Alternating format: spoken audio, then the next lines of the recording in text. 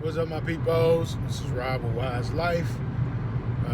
Want to give praise and honor and esteem to the Most High and Him only. And I know Him, I call Him YaHuWaH, for that is His name. That's what I believe His name is.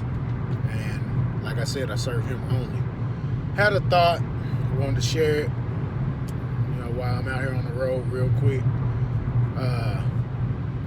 False freedom. You know what I'm saying? We were taught, in school, in society, in just every facet and every angle of our life, what we were told freedom was is all connected to the American dream. Freedom is connected to liberty of this country, liberation of the world in a democracy. Freedom is supposed to look like armies going to free people from evil dictatorships and regimes and just all that kind of stuff. But what is freedom? What does freedom look like from a Hebraic standpoint? From the original scriptures, the original Hebrew scriptures. All right, freedom was explained to one group of people when it comes to the Father. You know what I'm saying? He chose Israel. All right, in various chapters of the Tanakh, we learn that Israel, Yahuwah's chosen people, would be granted autonomy and freedom as long as they held a certain code, they held a certain set of standards. All right, as long as they kept his laws, his statutes, and his judgments, they would be free. All right, and they would have true freedom to live their lives, and this is throughout all their generations. But they chose disobedience to that autonomy. All right, there are certain rules constructed, all right, that were built where that autonomy had to be could be maintained. You had to follow the rules. All right, the Most High is not an unconditional. They in Christianity and other religions, they say He's an unconditional God. That is false. That is not true. All right. If He was unconditional, He wouldn't have never set standards. All right. He's a conditional mighty one. All right. Here's a condition. All right. If you are Israel, you are His forever. That's non-negotiable. If you're Israel, you're His forever. So number one, we got to admit and accept that we His forever.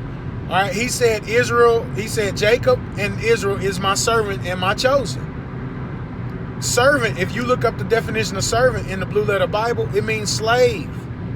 All right, it means someone who has ownership over them. All right, the Most High made Israel His slave.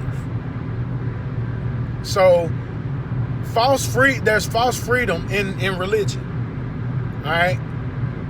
They try to stick a stolen identity on there, and the worst thing about it, they make you accept that religion. So now you're in idolatry. Now you're calling on to a salvific son or a Messiah, or you're calling on a different king than the one that was appointed. All right, and that's unacceptable to the Most High. All right, so number one, we got to get through our thick skull that the Israelite is a slave to YaHuWaH. He's a servant, and there's no getting around that.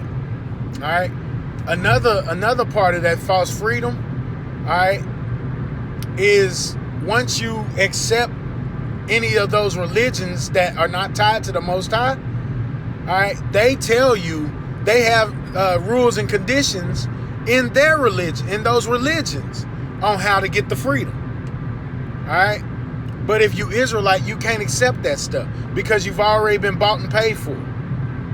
You're YaHuWaH's slave. We are YaHuWaH's slave. Now, another condition is for the stranger. All right, the Father made conditions for the stranger. Even before the law was set up, the stranger was made. There was provisions made for the stranger in Exodus 12. All right, and so as we continue to navigate through these last times, you know what I'm saying, trying to figure out what's what, trying to put the pieces of the puzzle together, trying to figure out how we can better align ourselves with the word of the Most High and with the Most High himself. We gotta acknowledge some stuff.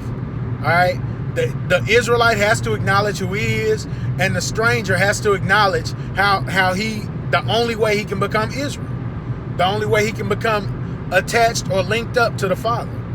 All right, everything else is false freedom. All right, yoga, Buddhism, all those other religions, those have false freedom because they want you to believe that you, the inner you, is God, is a God. The inner you is as powerful as the Most High, or has Most High like abilities. All right, that does not align with the Most High. All right, the Most High chose a group of people that he's going to deal with, and that group of people he's going to give autonomy and freedom to if they meet his conditions. All right, if we follow his instructions, and if we acknowledge that he is a conditional mighty one. All right, we are supposed to be fasting in these last days. We're supposed to be crying out to him in these last days. We're supposed to be living in righteousness and cleaning up our lives in these last days. That's how you get the freedom. All right, you get the freedom by aligning yourself with what the Most High said in his scripture. And you also have to acknowledge that anything outside of Tanakh is not scripture. Anything outside of the Hebrew manuscripts is not scripture. All right, you people out there can cry about the Greek and the Latin and the English and the Spanish and all this other stuff. They can cry, they can whine and gripe and contest and do all they want. But the Father put the original instructions in that Hebrew. All right, everything got to go back to its origin. The origin is Hebrew. So I just wanted to share that thought about false freedom. Freedom is not what they say it is. All right, if we want to be free, the Father is going to set up a world at the end of this thing where only the righteous survive. All right, only the strong and the righteous survive, or the strong righteous survive. Well, I say strong righteous. Let me just clean it up. Only the righteous will survive, whether you're strong or you weak. If you're righteous and you able to make it through it, that means you were strong if you're able to make it through what the Father gonna do to clean up this thing. At the end of the day, though, we are only as good as our righteousness in YaHuWaH, and we are only as righteous as the instructions that we keep. All right, we can't get it right without the Most High. You can't be right without the Most High, because he's the one that structured everything, and he's the way, all right, to salvation. He's the way to knowledge and wisdom. He's the way to longevity. There is no other way. The Most High only is the only way. All right. So if you have this false sense of freedom, all right, and you looking for true freedom, you need to start studying, all right, the Torah. All right. Then you need to start studying the prophets. Then you need to look into the Psalms and the Proverbs. All right. And stay right there. All right. Because anything else is not scripture. All right. Focus on aligning yourself with the Most High if you want freedom. If you want to stay in false freedom, keep messing around with these idols and these other gods and stuff. Keep messing around with all this other information that's out there. Keep digging up all these different religions and all these different belief systems and all that stuff. If you the type that want to stay in African spirituality and all that stuff, do that too. All right. At the end of the day, though, the Most High gonna show Himself and He gonna prove Himself. His word says it. All right. And if you ain't standing on His freedom, if you ain't standing in His autonomy, trying to align with Him, we have to get on His page. If you ain't trying to meet His conditions, you not gonna have freedom. All right. And that's just, you find that when you study the word.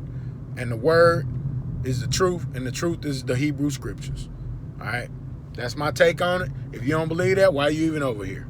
All right. Much love to all my peoples. You know how I like to go out on some of my videos. I don't have all the answers. I don't know everything. I don't have all the answers, but I'll share what I learned. Much love, y'all. Shalom.